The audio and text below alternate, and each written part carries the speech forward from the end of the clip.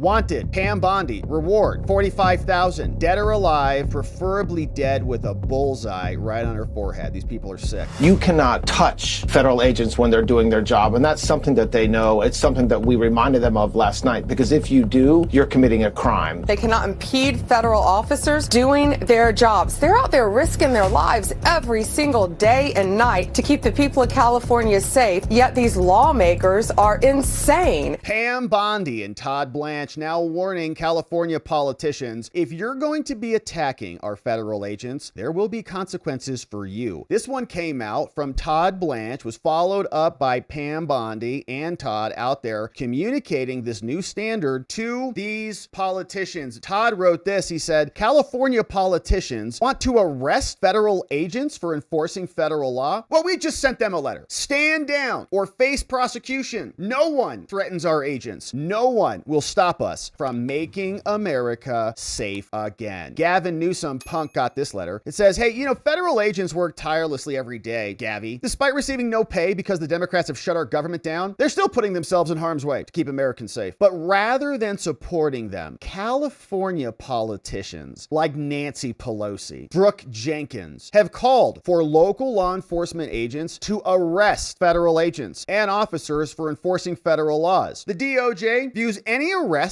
of our officers to be both illegal and futile. Numerous federal laws prohibit interfering with this, all cited accordingly. And now, before departments and agencies and others, don't even try to interfere with us with threats of force or else. And further, the Supremacy Clause of the Constitution also precludes federal officers from being held on state criminal charges, saying the DOJ will investigate and we are going to prosecute any state or local official who violates these federal statutes or directs or conspires others to violate them as well. And so accordingly, you, Gavin, are hereby directed to preserve all written electronic communications and others related to any attempts or efforts to impede or to obstruct federal law enforcement officials. We urge you and other Californians to publicly abandon this apparent criminal conspiracy, which is what it is. They're conspiring with illegal invaders to stop threatening law enforcement and to prioritize the safety of your citizens, not the illegals. In the meantime, federal agents and officers will continue to enforce federal law and will not be deterred by the threat of arrest by California authorities who have abdicated their duty to protect their constituents. Signed by a Deputy Attorney General Todd Blanche and sent over to Gavin Newsom and others in the sanctuary state of California. Now, while all this is happening, we also saw another individual was arrested for making direct threats to Pam Bondi, and we've got the affidavit queued up from his criminal charges. But the guy's name is Tyler Maxon Avalos, 29. A tipster alerted the FBI that this dude put a $45,000 hit out on Pam Bondi. And we're learning more about this dude courtesy of this affidavit. Coming in from Caleb Jerkison out in Minnesota, he says, I am an FBI agent. Let me tell you about this maniac who put a hit on Pam. I've been here since June of 24, and I'm currently assigned in Minneapolis. A lot of experience. I do a lot of work. I investigate violent crimes, seizure, arrest warrants, lots of activity, look at domestic terrorism, trafficking, burglary, fraud, all the things. Now, this affidavit is not the full story, but it's just enough here to charge Tyler Maxon with committing a crime for interstate transmission of a threat to injure another. Based on my personal knowledge, and more will be coming, they tell us. On October 9th, 2025, a known and identified TikTok user from Detroit, Michigan, submitted a report, this is a good person, to the FBI regarding a threatening post against Pam Bondi. The TikTok user reported the threat as a murder for hire of U.S. Attorney General Pam Bondi. The TikTok user reported that the threatening post was, quote, imposing a hit on Pam Bondi for $45,000 and posting it on TikTok. His username is Liminal Void Slip. The FBI obtained screenshots of the TikTok threatening post and the user page, which is both depicted below, and you see it right here from this dude right there, whoever that is. Wanted, Pam Bondi, reward, $45,000. Dead or alive, preferably dead with a bullseye right on her forehead. These people are sick. Cough, cough. When they don't serve us, then what? Question mark from this psychopath maniac. And a couple likes on that, 6 likes. Yeah, people are like, yeah, that's great. That's great. Yeah, we like that. And then 7 comments. Somebody bookmarked it and somebody shared it with somebody else. Well, nice people. So here's his story. Here's his background. Wacko is his name. And you can see he's got a little bit of cover up on the face, so we don't have a good identity. Following 110, 79 followers, not a big account. Make John Brown Brown Proud actually acoustic supporting Save the Children, except I guess Pam's children or something. So that was his TikTok account. The affidavit continues. And now Urifiant also noted he has his name as Wacko. That's his username. And that is probably,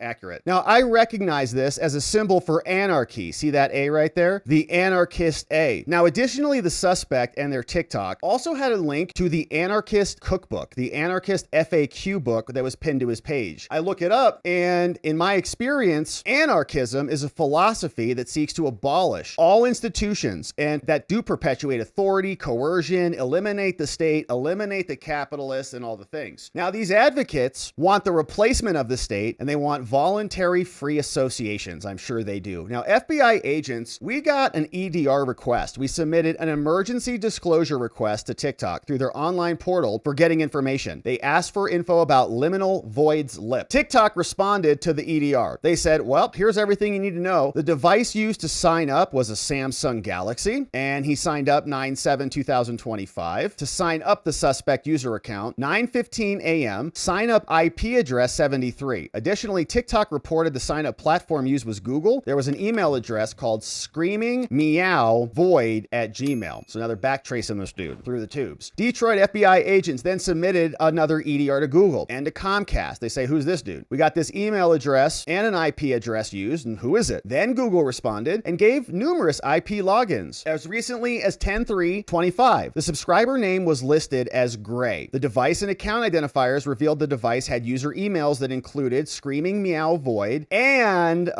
Tyler Avalos, 1995 @gmail. Urifiant notes the second Gmail address corresponds to his first name, last name, and year of birth. All identified right there. Thank you, Google. Additionally, the same device was the Samsung that matched the TikTok info. Now, Comcast also responded. They said, yeah, here's the IP address, and that IP, it comes from this dude, one of our subscribers called Tyler Avalos. Didn't use a VPN. With phone number 612 something something something something something, also located in St. Paul, Minnesota. So we then ran a check of the state supervision records for Avalos and learned his present record shows him living here at an apartment. FBI agents then confirmed with Comcast that this address provided by Comcast was the service address. This address is the billing address. FBI agents conducting surveillance, however, observed him, Avalos, the alleged person, exiting that address, and we also observed the name T. Avalos on the mailbox inside the apartment. We also checked his criminal history. He's got a multi-state conviction history, including a felony stalking conviction in Dakota County, a 2016 felony third-degree battery from Polk County, Florida, and a misdemeanor domestic assault from Dakota, which appears to have been reduced in a strangulation charge. Felony dropped down to misdemeanor, and anytime you do a little strangulation, there's a propensity of killing somebody, so they usually aggravate those into felonies, whereas a regular assault's generally a misdemeanor if it's not causing serious bodily injury, but they'll plead those down. That's what happened here. Now, the actual phone number are anonymized for privacy reasons. Thank you for that, Caleb. Now, based on the information, we think this is the guy. We got him, Caleb Jerkison, Special Agent FBI, submitting that, and Pam Bondi, now one criminal lunatic safer since this dude is getting off the streets. So we got some reporting on this and other stories. In Arizona, there was another maniac who apparently tried to ram some ICE agents with his vehicle, putting them in the hospital. Here's a report from Channel 3 in Arizona. When ICE agents here in Avondale tried to stop a car with a man or two men that they were interested in. Homeland Security says this all started when those two officers tried to stop that car. They say the driver then kept going to their home, which is in this area here in Avondale. Homeland says when they got to that home, the two people in that car rammed into the officer's car. They got out and ran inside, which created this barricade situation. Now, eventually, ICE agents, we were told, arrested who they were looking for. And the opposition to just the simple enforcement of the law and the deportation of illegal aliens is now getting a response from the DOJ. Here's what Todd Blanche said about this. If you're going to be attacking ICE agents, you're in big trouble. What the Congresswoman did yesterday, what the governor of Illinois said yesterday, does nothing but harm this country. You cannot touch federal agents when they're doing their job, and that's something that they know. It's something that we reminded them of last night, because if you do, you're committing a crime. And the amazing thing about what happened is yesterday, President Trump announced and formally launched the Homeland Security Task Force. This is, in our modern history, the single largest effort by law enforcement to combat narco-terrorists and to get the scourge and the drug dealers out of this country. In just 60 days, we've arrested over 3,200 drug dealers and either gotten them out of this country or put them in jail. On that same day, you have Pelosi, you have other congresswomen, you have a congressman from New York, and you have the governor of Illinois not praising that, not thanking President Trump, but saying that federal law enforcement agents should be arrested. That's the best example of the difference between what this administration is doing and what the Democrats want done. And it's sad, and I feel bad for our federal law enforcement and their families and their wives and their husbands and their children when their dad, when their mom goes to work every day putting their life on their line, and they have governors and leaders in the Democrat Party suggesting they should be arrested. He didn't That's just say disgusting. that. Yeah, because they care more about their illegal alien invader constituents than they do about American citizens who are actually serving their country and enforcing the law. Here's Pam Bondi, who is commenting on the letter that went out saying, you guys better stand down or we're going to investigate you for criminal conspiracy against federal agents. They got these letters today in California because they cannot impede a federal investigation. They cannot impede federal officers doing their jobs. They're out there risking their lives every single day and night to keep the people of California safe. Yet these lawmakers are insane. They're truly insane by what they're doing. And Donald Trump is not going to put up with it. We are going to protect our men and women in blue. We're going to protect all of our law enforcement agents. And these politicians aren't going to get away with it anymore. They got these letters. Pam Bondi, Todd Blanche, the DOJ, pushing back on the Nancy Pelosi's and the Gavin Newsoms and the PB&J Pritzker, who are all out there saying that this is like a new Nazi internment or something, and that Trump is a dictator. We know the truth. They are serving their constituency, which is filled with non-American non-citizens at the expense of their brothers and sisters who are American citizens. And fortunately, we've got a DOJ who is standing firm and saying, we're going to come after you. Looking at the politicians and others, we'll see what comes next on this one. Thank you for subscribing and joining as we do.